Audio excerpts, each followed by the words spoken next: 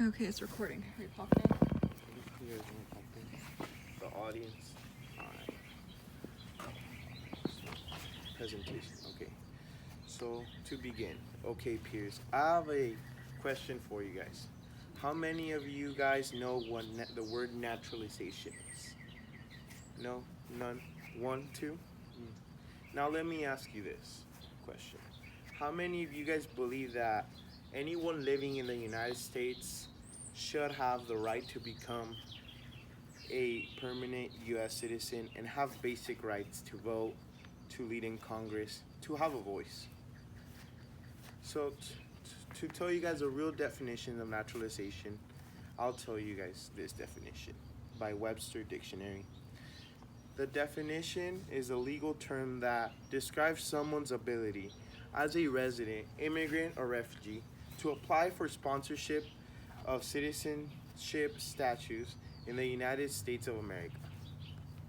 Thus, today, class, I'll be informing you guys and describing you guys the full aspects of naturalization by first helping you guys understand the definition of naturalization, second, the qualifications of naturalization, and lastly, the process to obtaining that naturalization. So, to continue with naturalization, to get you guys with a good understanding, what is again naturalization? This is another definition given by the United States Citizen and Immigration Services.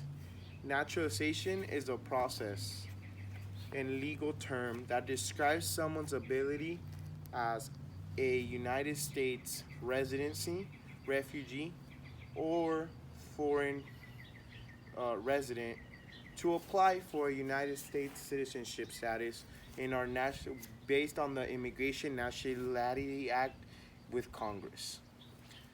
So, peers, I would like to ask you, do you guys know anyone that is not a United States citizen or might want to be a United States citizen?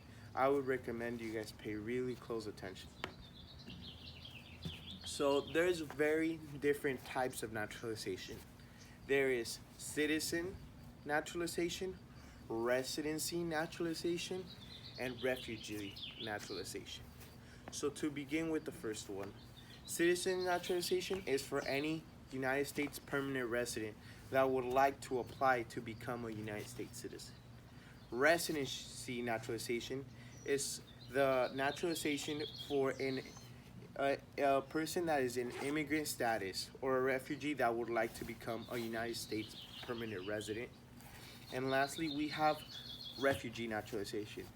This naturalization is a naturalization of a refugee seeking asylum by the United States government and be given a United States work visa and resident visa. So to conclude to the next one, I'll be talking now about the qualifications of naturalization application. There is many when it comes to the status in which you will apply. So the first one is single naturalization application. So single naturalization application has to do with the terms of a single marshal status application where the qualifications for it is you have to be at least 18 years old, be a single marshal status, and be a United States resident, permanent resident for at least 5 years. However, martial naturalization application is a whole different other type of application. For this application, you have to at least be 18 years old, but the catch is here that you have to be married to a United States citizen for at least 3 years, and you have to be a permanent resident for at least, again, 3 years. And lastly, I'll be describing to you guys the process to obtaining your naturalization from first beginning with your submitting your application to the end when you're congratulated for becoming a U.S. citizen. First, I'll start by explaining what application you'll be needing to when processing naturalization. So the naturalization form you'll be using is the N400 naturalization form. This one is given in any USSI website or any office in the United States. So according to USCitizensupport.com, as soon as you send in your naturalization application, couple weeks after, you'll receive a confirmation letter that the USSI has received your application and is in process of reviewing it. Then in this review, they'll check all your basic qualifications are certified. If you're 18 years of age, if you have been a resident for a short period of time or a long period of time, they will take all these considerations into task. Next, after weeks after reviewing and showing that you do have the right qualifications, they'll try to send you a appointment for you to obtain your logistics and biometrics. In this appointment, the USSI officer will will perform a biometrics test, which he'll take your fingerprints and a picture of you, and with those he'll send them to the Federal Bureau of Investigation, according to them, in order to review for any national threat. So this appointment and the next appointment after your appointment for logistics and biometrics, weeks after or even months, you'll be appointed for a civic testing and interview. In this civic testing and interview, you'll be interviewed by a USSI officer in the perspective of first saying anything but the truth. You'll swear into oath that you'll say nothing but the truth, and she'll ask you questions based on your application, based on the information you put in.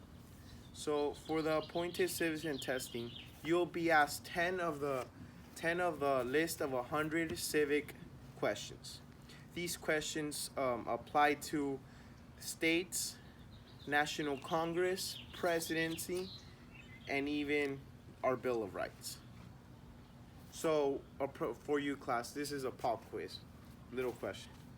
So who was the first president of the United States of America? George Washington. Yep, exactly, that's right. That's a perfect example of one type of question the USSI officer might be asking you in this interview and civic testing. Also, during the interview, the officer will ask you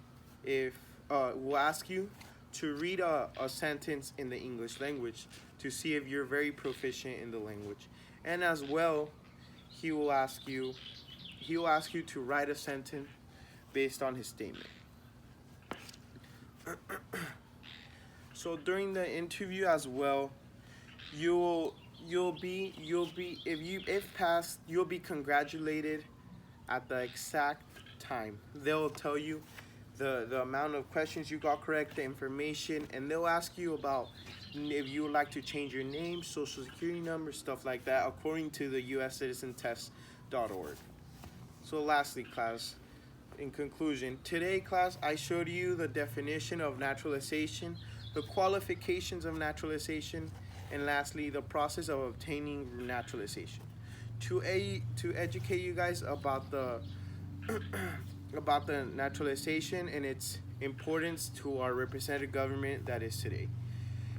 I wanted to inform you guys about this naturalization in general because we're at a time in our government where everyone's voice counts, and without a U.S. citizenship application, it could make a difference between if your family gets the benefits it needs, if your school gets the funding it needs to have, and also of who you believe would be the right president.